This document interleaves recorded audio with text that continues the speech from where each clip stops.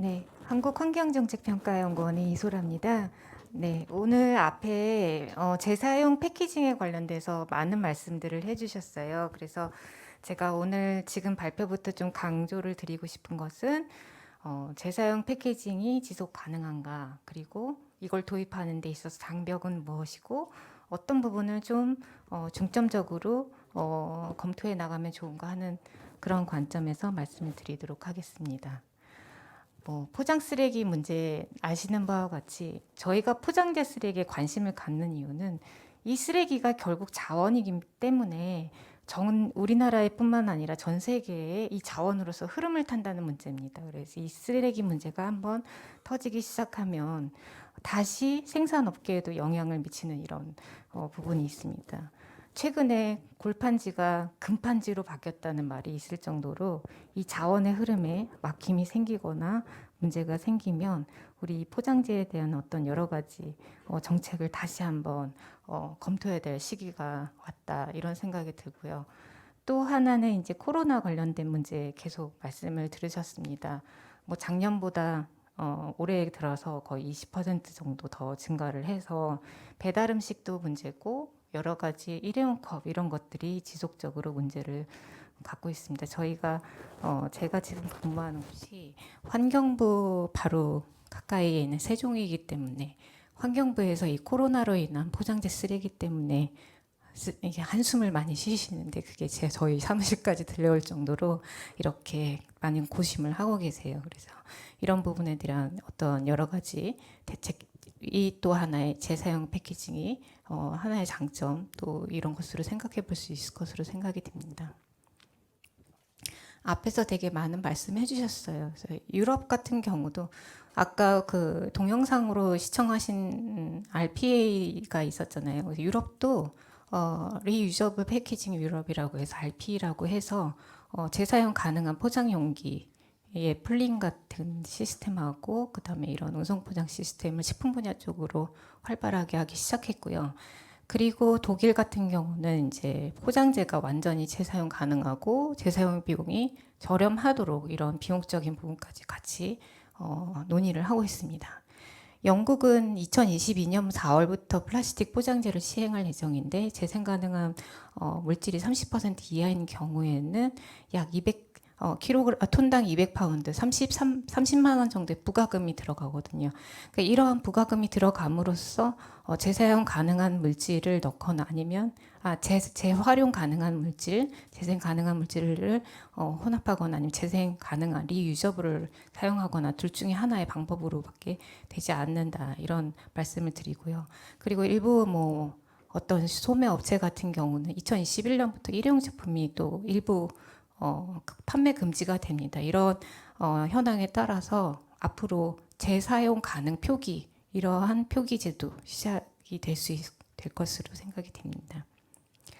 미국 같은 경우는 이제 EPS 어떤 그 트레이인데요. 그런 경우에 이제 음식을 담는 이런 EPS 제품을 재사용 가능 쪽으로 교체하도록 하고 있고, 맨 밑에 중국에 보시면 중국이 이제 1월 달에 플라스틱 생산, 판매, 사용에 관한 관리 강화 의견이라는 것을 발표했습니다. 그래서 테이크아웃 제품이나 테이크아웃이나 음식 배달을 할 경우에 2025년까지 일회용 식기를 사용을 30% 감소해야 된다, 이렇게 해서 이제 발표를 했습니다. 중국의 택배 녹색 포장 지침이라는 것이 있는데요. 여기서 주로 강조하고 있는 것은 택배 순환 사용, 그 다음에 택배 공유 시스템, 이런 것들을 통해서 포장재의 사용량을 감소시키자. 그리고 포장재를 재사용할 경우에 최소한 20번 이상은 사용할 수 있도록 하는 그런 것들이 있고요. 이미 이제 중국 우정에서 연구 제작하는 여러 가지 택배 포장 형태가 있습니다. 분해 가능한 플라스틱 포장 주머니, 친환경 밀봉 포장용 용품, 그다음에 손영 물류라는 곳에서 공유 택배 박스, 저온 유통 순환 박스, 접착 테이프가 없는 박스, 그리고 중통 택배에서 출범한 친환경 순환 범포 주머니, 분해 가능한 포장 박스, 이런 것들을 하고 있고요. 이런 것과 또 동시에 필요한 것이 여러 가지 이제 택배에 붙이는 디지털 주문서입니다. 주문서를 디지털화 시켜서 종이 주문서 314억 장을 절약하는 이런 대책을 내고 있습니다. 우리나라의 자원순환 정책은 앞서 어제 이채은 과장, 환경부 이채은 과장이 발표를 잘 해주셨어요. 그래서 저희가 기존에 있었던 여러 가지 자원순환 기본계획이나 이런 데 있었던 감량 그리고 재활용 이런 부분에서 계속 지속적으로 정책을 잘 추진해 오시긴 하셨는데 이번에 자원순환 대전환 정책에서 가장 눈여겨서 볼 부분은 유통포장재에 대한 부분에서 다회용 시범 사업을 하겠다. 그리고 일회용 용기 같은 페트병에 대한 별도 분리 배출을 이제 요일별로 하겠다.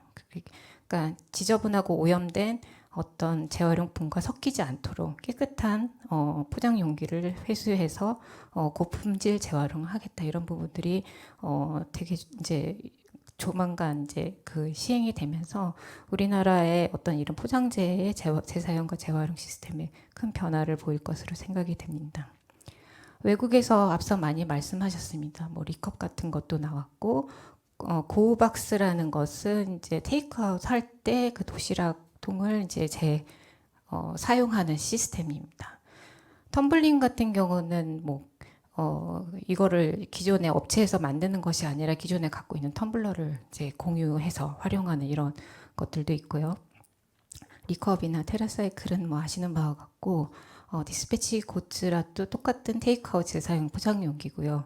알그레모 같은 경우 칠레에서 이런 자판기가 있습니다. 그러면 집에 있는 용기를 가져가서 원하는 세제나 원하는 뭐 용품을 이제 100ml, 200ml 원하는 만큼 이렇게 담아서 사용하는 이런 자판기용도 많이 나오고 있습니다.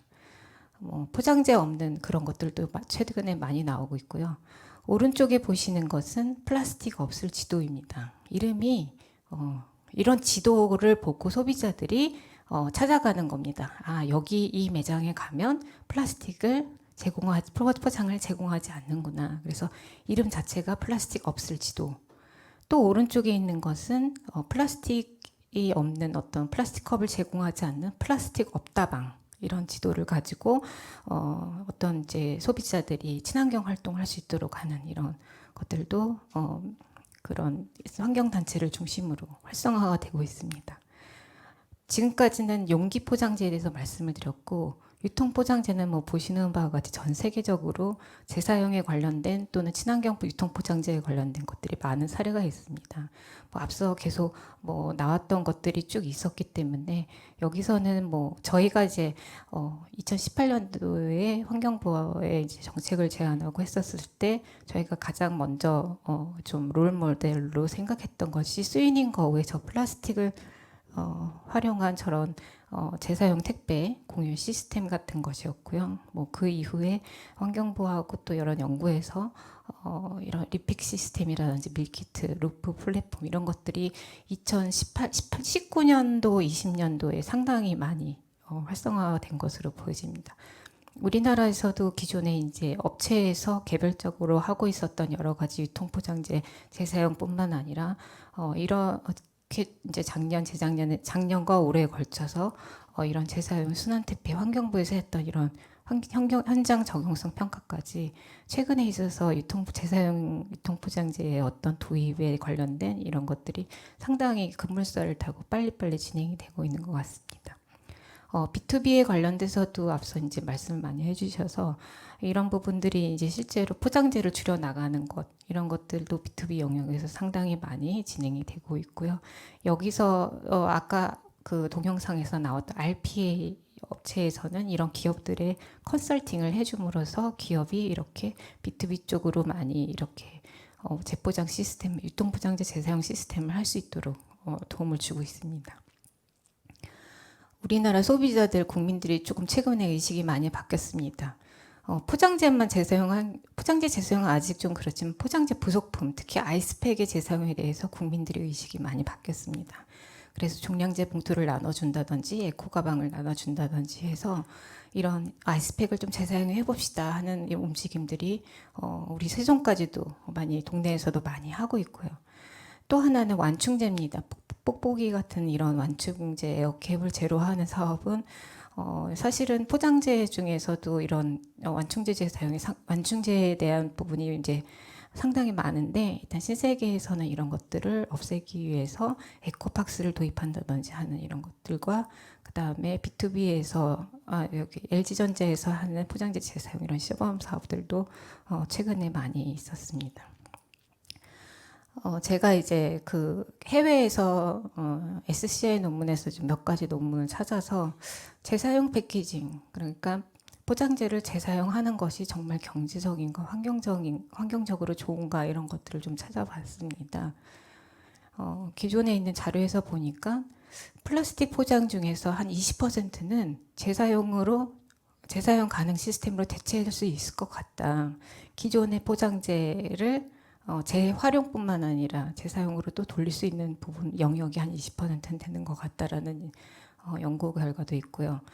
앞서서 그 여소 팀장님이 말씀하셨던 여러 가지 그 보증금 시스템이 있었는데요. 우리나라에서도 보증금 시스템, 그러니까 맥주병이나 이런 소주의 판매량은 늘었지만 실제로 병의 생산량이 줄었다고 말씀을 하셨는데, 핀란드 같은 경우는 그런 재활용 불가능 용기에 대한 부과금을 폐지한 이후에 맥주나 탄산음료의 재사용 가능 병이 상당히 많이 감소를 했습니다. 그러니까 역시 이런 보증금 시스템이나 그러니까 재사용 가능한 병의 사용은 이런 부가금과 제도와 함께 같이 어울려야 된다 이런 생각이 들고요. 아직도 그래도 독일이나 덴마크 같은 경우는 탄산음료나 샘물 유제품에 대해 일회용 병의 사용 금지 제도를 하고 있고요. 그 밑에 보면 이제 앞서 말씀드렸던 영국의 리컵이라든지 호주, 독일, 인도네시아에서는 이런 일회용 컵의 대안으로 재사용 컵을 활용을 하고 있고, 그다음에 고박스나 뭐 리서클이나 이런 오스트리아, 네덜란드에서는 푸드트럭이나 카페에서 하는 이런 재사용 컨테이너 이런 용기를 사용하고 있는 아주 다양한 사례들이 있습니다. 그리고 또 재사용 가능 패키지의 분류가 표에 나와 있는데요. 앞서서 그 여소 팀장님 4가지 정도 이렇게 사례를 말씀하셨는데, 저희가 조사한 연구 논문에서도 이렇게 크게 4가지 정도 봅니다. 그래서 첫 번째는 소비자가 리필해서 쓰는, 어딘가에 용기를 가져가서 리필해서 쓰는 시스템이고, 두 번째는 우리가 일반적으로 제일 많이 사용하는 파우치형 리필 시스템입니다.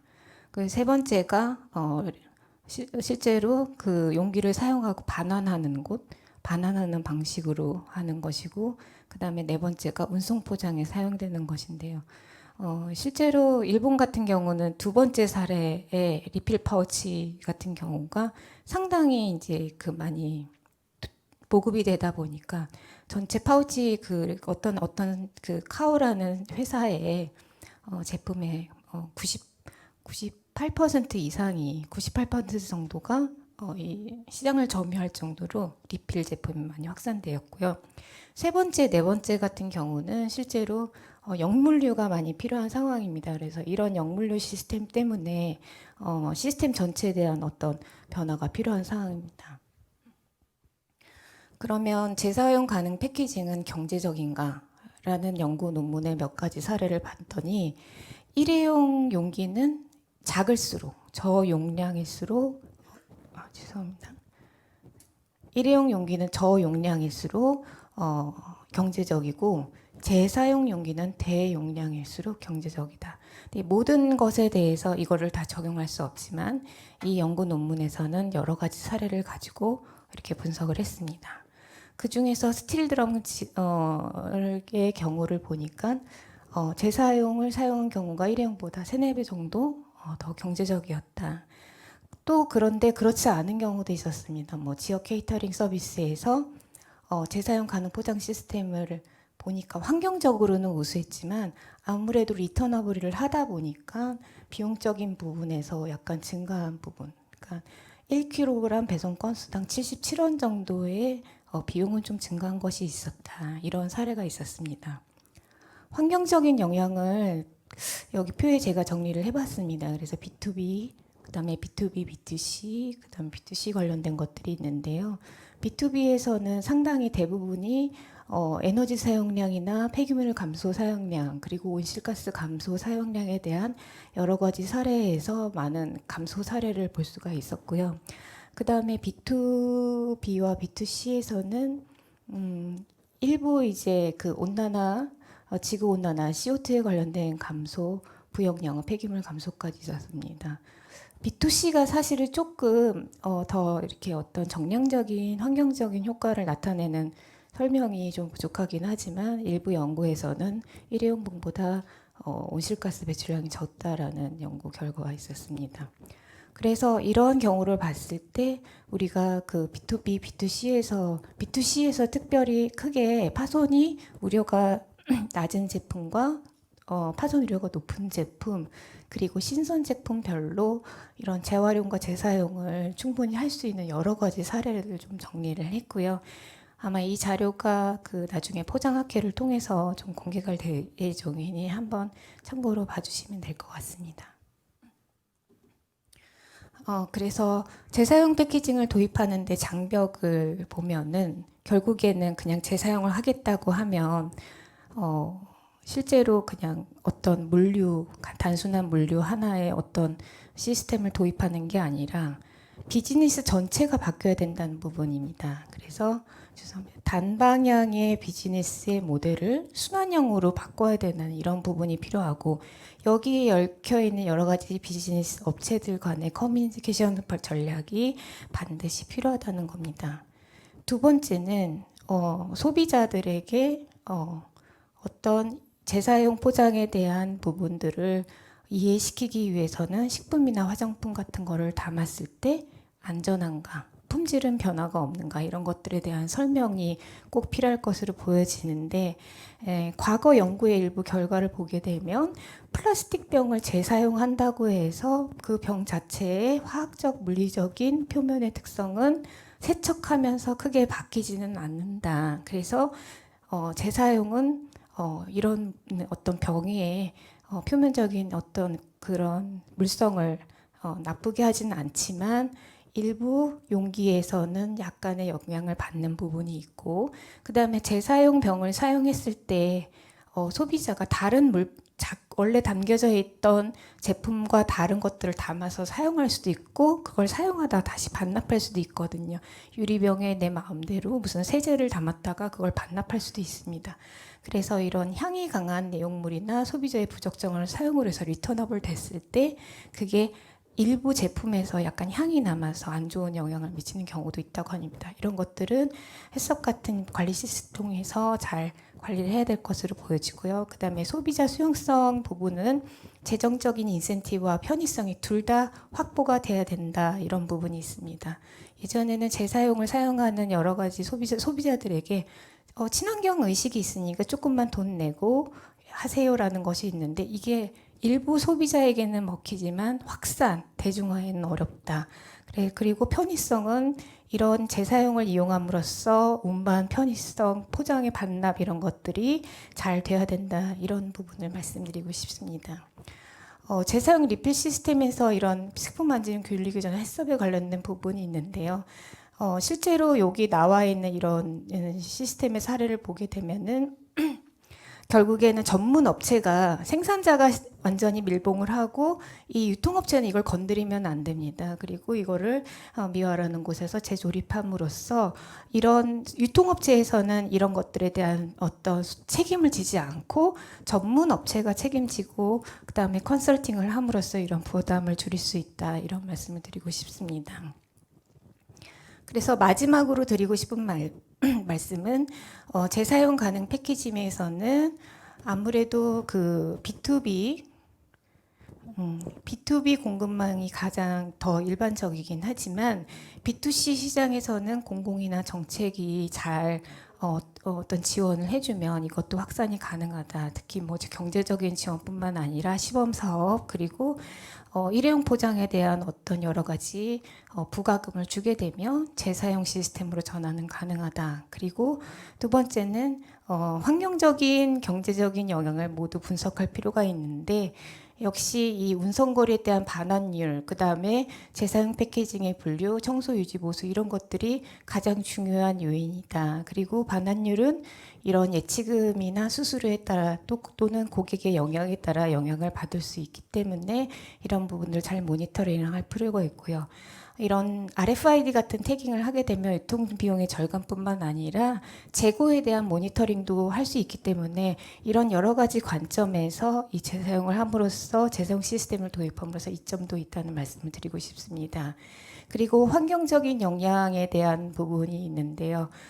재사용 패키징이 어느 부분까지 환경적으로 이득이 있는가를 보게 되면 천연 재료의 생산이나 폐기 단계에서는 저감 효과가 있어서 재사용 패키징이 좋습니다. 하지만 운송이 증가할 수밖에 없기 때문에 이런 부분에서는 서로 상쇄 효과가 일어날 수밖에 없어서 가장 중요한 것은 재사용 패키징은 폐기 처분, 원재료 그런 제품 그 패키징의 폐기 처분과 재활용 단계가 엉망이면 나쁘면 아무리 잘 재사용이 돌아가는 시스템이라 하더라도 환경적인 부분에서는 악영향을 미칠 수밖에 없기 때문에 이런 부분에 대한 검토가 필요하고요. 마지막으로 재사용 가능한 패키징의 시스템 전환을 위해서는 1차, 2차의 어떤 패키징의 사양, 모니터링 시스템 그리고 각각의 어떤 시스템에서의 소유권이나 역물류에 관련된 조직 시스템 이런 공급망의 접근 방식에 대한 종합적인 부분의 개발이 필요할 것으로 보여집니다. 이상으로 발표를 마치겠습니다.